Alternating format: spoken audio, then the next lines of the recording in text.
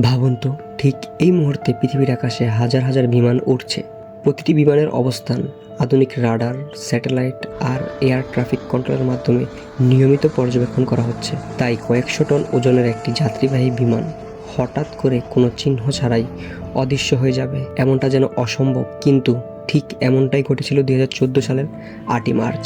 সেদিন রাত 12:41 মালয়েশিয়ার কুয়ালালামপুর আন্তর্জাতিক বিমানবন্দর থেকে উড্ডয়ন করে মালয়েশিয়ান এয়ারলাইন্সের ফ্লাইট MH370। গন্তব্য ছিল চীনের রাজধানী বেইজিং।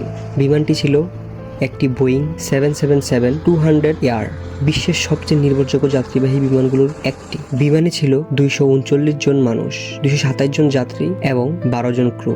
কেউ ব্যবসার কাজে যাচ্ছিল, কেউ পরিবারের কাছে ফিরছিল, আবার কেউ নতুন জীবনের স্বপ্ন নিয়ে যাত্রা শুরু করেছিলেন। তাদের কারো ধারণা ছিল না এই যাত্রা একদিন বিশ্বের সবচেয়ে বড় বিমান রহস্যের পরিণত হবে। উড্ডয়নের পর প্রথম 40 মিনিটে সবকিছু একেবারেই স্বাভাবিক ছিল। বিমানটি নির্ধারিত রুট ধরে দক্ষিণ চীন সাগরের উপর দিয়ে এগিয়ে যাচ্ছিল। ককপিটের নিয়মিত যোগাযোগ চলছিল এয়ার ট্রাফিক কন্ট্রোলের সঙ্গে।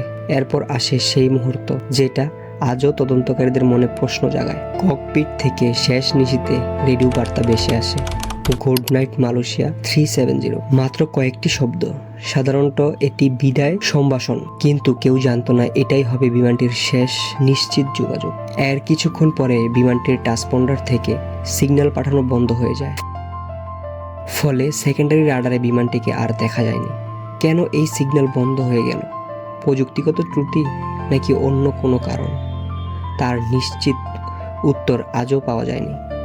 প্রথম সবাই ভেবেছিল হয়তো এটি একটি সাধারণ যোগাযোগ সমস্যা, কিন্তু সময় যত গড়াতে লাগলো ততই পরিষ্কার হয়ে উঠল ঘটনাটি মোটেও সাধারণ নয়। ভিয়েতনামের আকাশসীমায় প্রবেশ করার কথা থাকলেও বিমানটি আর নতুন এয়ার ট্রাফিক কন্ট্রোলের সঙ্গে যোগাযোগ করেনি। কিছুক্ষণ পর উদ্বিগ্ন হয়ে উঠে বিভিন্ন দেশের বিমান চলাচল কর্তৃপক্ষ।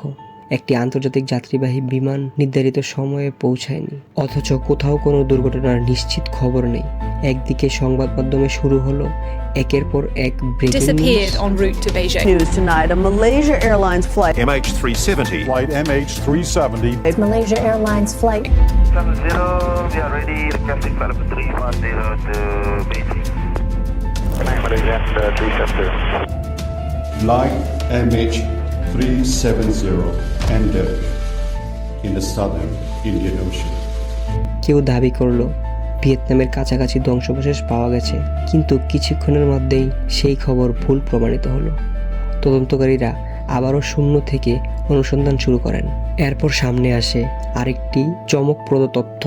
সামরিক রাডারের রেকর্ডে দেখা যায় যোগাযোগ বিচ্ছিন্ন হওয়ার পরও বিমানটি কিছু সময় আকাশে ছিল।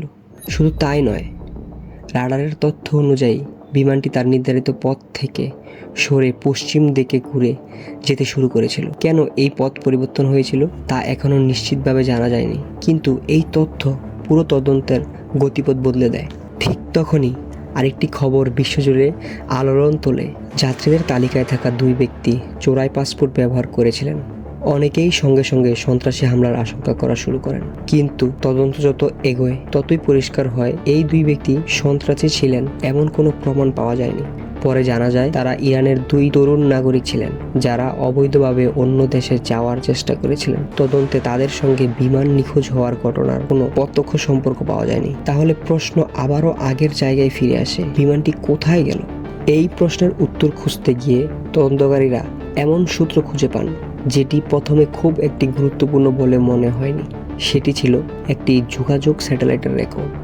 বিমানে তার অবস্থান পাঠাচ্ছিল না, কিন্তু সেটি একটি ইনমার্সড স্যাটেলাইটের সঙ্গে স্বয়ংক্রিয়ভাবে ছোট ছোট সিগন্যাল আদান প্রদান করেছিল।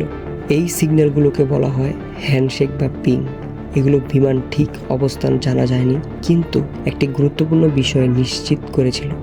যোগাযোগ বিচ্ছিন্ন হওয়ার পর বিমানটি দীর্ঘ সময় আকাশে ছিল। প্রতিটি নতুন পিং তদন্তকারীদের জানাচ্ছিল বিমানটি এখনো কোথাও উড়ছে, কিন্তু কোথায়? সেই প্রশ্নের উত্তর খুঁজতে ইনমারস্টার এর বিশেষজ্ঞদের সিগন্যালের সময়, গতি, অন্যান্য প্রযুক্তিগত তথ্য বিশ্লেষণ করেন। তাদের বিশ্লেষণে 2টি সম্ভাব্য রুট সামনে আসে, একটি উত্তর দিকে, অন্যটি দক্ষিণ ভারতের মহাসাগরের দিকে।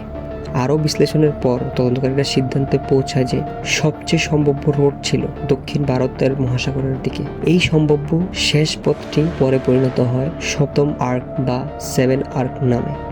তবে মনে রাখতে হবে, এটি বিমানের সঠিক অবস্থান নয়, বরং সম্ভাব্য শেষ অবস্থান নির্ধারণের একটি বিশ্লেষণ ভিত্তিক রেখা। এখন তদন্তকারীরা জানতেন কোথায় খুঁজতে হবে, কিন্তু তারা জানতেন না ঠিক কোথায়।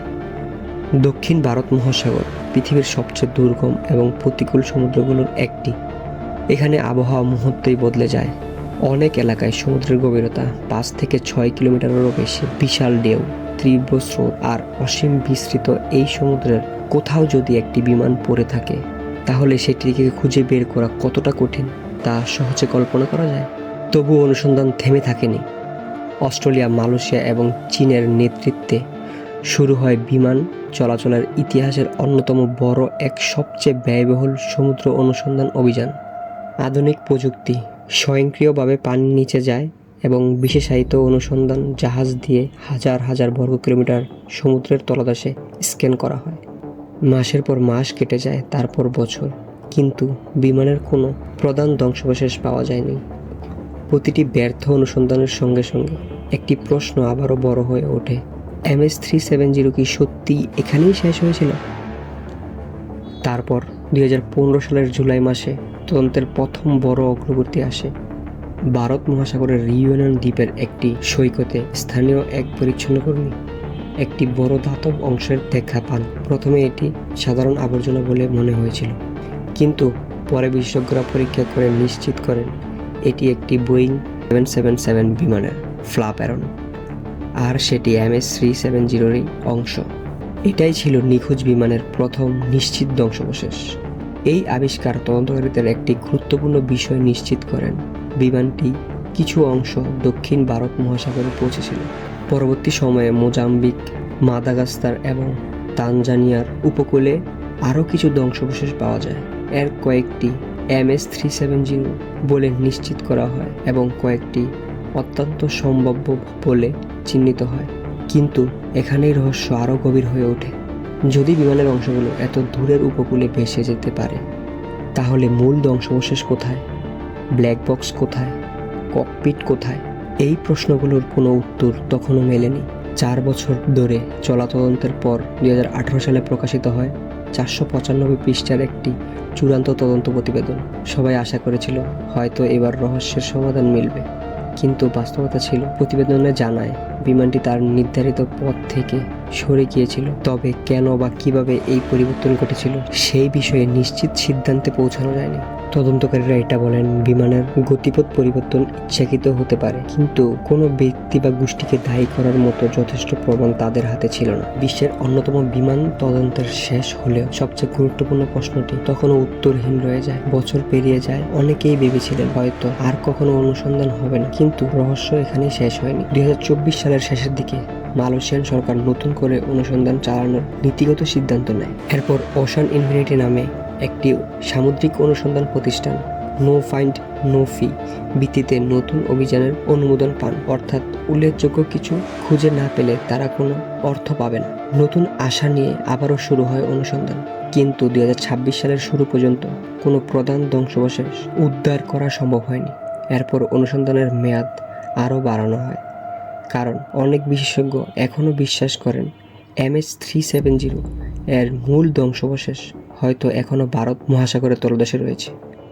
এখন প্রশ্ন হলো, আসলে কি ঘটেছিল? এত বছর ধরে অসংখ্য তথ্য সামনে এসেছে। কেউ বলেছেন পাইলট ইচ্ছাকৃতভাবে বিমানের পথ পরিবর্তন করেছিলেন, এটি সবচেয়ে আলোচিত তথ্যগুলোর একটি, কিন্তু অফিসিয়াল তথ্য কোনো ব্যক্তিকে দায়ী করেনি, তাই এটিকে নিশ্চিত সত্য বলা যায় না। আবারও কেউ দাবি করেন বিমানটি ছিনতাই করা হয়েছিল, কিন্তু এই দাবির পক্ষেও কোনো নিশ্চিত প্রমাণ পাওয়া যায়নি। ইন্টারনেটে আরও নানা গল্প ছড়িয়েছে, গোপন সামরিক অভিযান, আন্তর্জাতিক ষড়যন্ত্র এবং এমনকি এলিয়েন অপহরণের মতো ভীতিহীন দাবি, কিন্তু এসব কোনোটির পক্ষে বিশ্বাসযোগ্য প্রমাণ নেই। এই কারণেই MS-370-র ঘটনা আমাদের আলাদা করে দেখতে হবে, কোনটি প্রমাণিত তথ্য আর কোনটি কেবল অনুমান। প্রমাণিত তথ্য হলো বিমানটি স্বাভাবিক উড্ডয়ন করেছিলেন। পরে ট্রান্সপন্ডার সিগন্যাল হারিয়ে যায় এবং সামরিক রাডারে কিছু সময় পর্যন্ত এর গতিপথ দেখা যায়। স্যাটেলাইটের তথ্য বিশ্লেষণে করে দক্ষিণ ভারত মহাসাগরের সবচেয়ে সম্ভাব্য এলাকায় হিসেবে চিহ্নিত করা যায়। আর আফ্রিকার পূর্ব উপকূলে পাওয়া একাধিক ধ্বংসাবশেষ MS-370 এর সঙ্গে যুক্ত বলে নিশ্চিত বা তদন্তের সম্ভাব্য হিসাব শনাক্ত হয়। এর বাইরে যা কিছু আছে তার অনেকটাই এখনো অজানা, আর সেই অজানা MS-370-কে ইতিহাসের সবচেয়ে বড় বিমান রহস্যে পরিণত করেছে। আজ 239টি পরিবারের কাছে এই গল্প শেষ হয়নি। তাদের কাছে এটি কোনো ডকুমেন্টারি নয়, কোনো সংবাদ নয়, এটি প্রিয় মানুষের হারানোর দীর্ঘ অপেক্ষার নাম। এমন একটি অপেক্ষা যার শেষ এখনো আসেনি। আধুনিক প্রযুক্তি আমাদের মহাকাশে নিয়ে গেছে, সমুদ্রের হাজার হাজার মিটার গভীরে পৌঁছে দিয়েছে, কিন্তু এই ঘটনাটি আমাদের মনে করিয়ে দেয় পৃথিবী এখনো এমন কিছু রহস্য আছে যেগুলোর সব উত্তর মানুষের জানা নেই। হয়তো একদিন ভারত মহাসাগরের গভীর থেকে MS-370 শেষ সত্যটি উঠে আসবে, আর যদি সেই দিন আসে তাহলে সেটি শুধু একটি বিমান রহস্যের সমাধান হবে না, 239টি পরিবারের বহু বছরের অপেক্ষার একটি উত্তর হবে।